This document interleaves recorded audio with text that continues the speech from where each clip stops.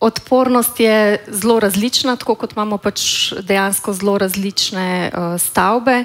Vemo pa, da pač je znaten delež stavb ranljiv. Tudi tukaj mi poudarjamo vedno znova potres. Pač stavbe zgrajene pred uvedbo sodobnih potresnih predpisov imajo majhno potresno odpornost.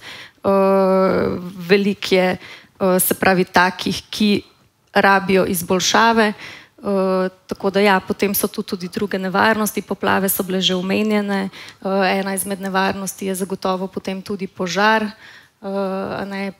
podobno kot za potres, tudi stavbe, ki so bile pač zgrajene pred sodobnimi predpisi, imajo manjšo požarno odpornost, tako da ja, potrebne so izboljšave in tudi mi pozivamo po sistemskih rešitvah.